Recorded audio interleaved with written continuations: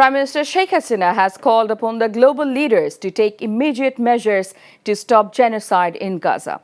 In an interview with Turkey's state-run Anadolu news agency on the sidelines of Munich Security Conference, she said Bangladesh has always stood against genocide. We're always against any genocide. What is happening in Gaza, I feel it's a genocide, so we never support it. The Gaza people, Palestinian people, they have the right to live. It's a very sad thing. So world should help them and stop this invasion and war. And already Bangladesh, we send some assistance to them. Palestinian people should have the right to have their own state, and that's clear.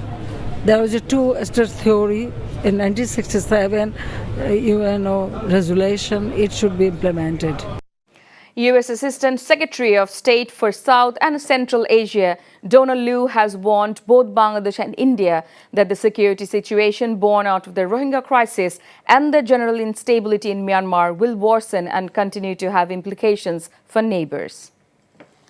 Thinking about Bangladesh and the Rohingya refugees who are there and the effects of instability in Burma and what it means for the region. And what worries me is that this refugee crisis, the security problems that it's creating for Bangladesh and potentially for India as well, could get deeper in the coming days.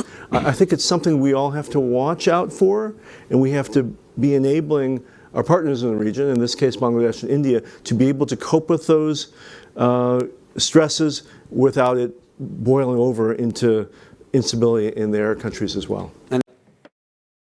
The 5 people who arrived in Bangladesh's Shahpuridip from Myanmar were sent back by the border guard of Bangladesh. The 5 Myanmar nationals, including a woman with bullet wounds, were sent back in the morning. Meanwhile, the sound of gunfire was heard on the other side of the Naf River in the morning. Fear gripped the residents of the island in Teknaf as intermittent explosions were heard due to the clashes and firing between the Arakan army and the armed forces in Myanmar's Rakhine state. BGB and Coast Guard members are strictly patrolling the Naf River area to prevent any more infiltration from the other side of the border. The State Minister for Commerce, Ahsanul Islam Titu, said the government will be able to supply onion and sugar imported from India to the market before the month of Ramadan.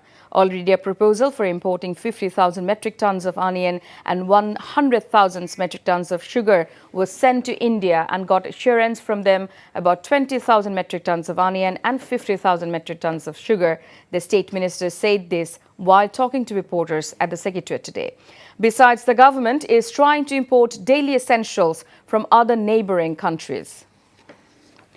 Bangladesh has formally protested the latest report of Reporters Without Borders, which placed the country 163rd out of the 180 nations in terms of press freedom for this year. Additionally, the country has raised objections regarding a statement published on the RSF website's Bangladesh chapter. In a rejoinder address to the Secretary General of RSF, State Minister for Information and Broadcasting Mohammad Ali Arafat criticized the ranking as a misleading depiction of facts, undermining government initiatives to foster a free and independent press, media and journalism.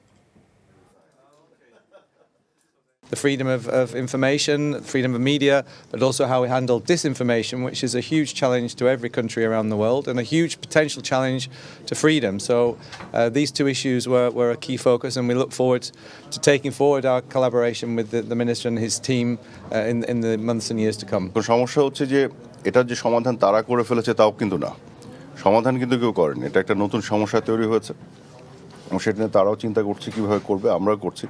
তো এখানে আমরা partner হচ্ছি আর কি, যাতে আমরা একে অপরকে সহযোগিতা করে আমাদের দেশে, ইউরোপিয়ান ইউনিয়ন এবং গ্লোবালি এটাকে আমরা একটা সলিউশন করতে পারি।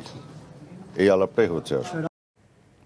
BNP Standing Committee member Dr. Abdul Moin Khan has said the people have no confidence on Bangladesh elections.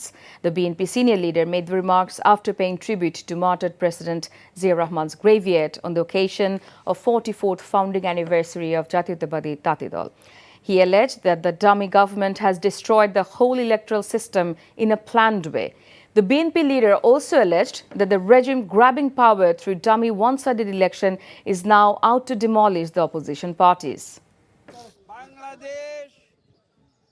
আজকে বাংলাদেশে মানুষের ভোটের ন্যূনতম যে অধিকারটুকু সেই অধিকার আজকে নেই আজকে বাংলাদেশে নির্বাচন হয় ভোটারবিহীন বিগত 7 জানুয়ারিতে বাংলাদেশে বিএনপির ভোটাররা তো ভোট দিতে যায়নি এমনকি আওয়ামী লীগের ভোটাররাও ভোট দিতে যায় নাই কারণ খুব সহজ বাংলাদেশে ভোটের উপরে মানুষের কোনো আস্থা নাই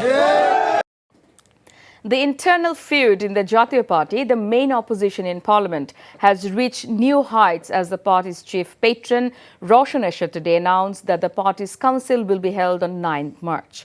Roshan made the announcement at a press conference held at her Gulshan residence.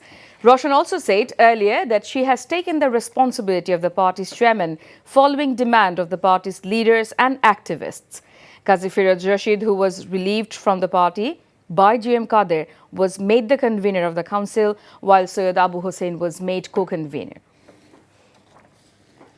A Faridpur court has sentenced former president of Fitur Press Club, Imtiaz Hassan Rubel, and his associate Rizal Karim Bipul to 17 years in jail in an arms case. Faridpur Additional District and Sessions Judge Ashok Kumar Dotto pronounced the verdict today. The convicts were present in court during the announcement of the verdict. Later, they were sent back to jail. The court sentenced them to 10 years jail for possessing arms, while another 7 years jail for possessing bullets.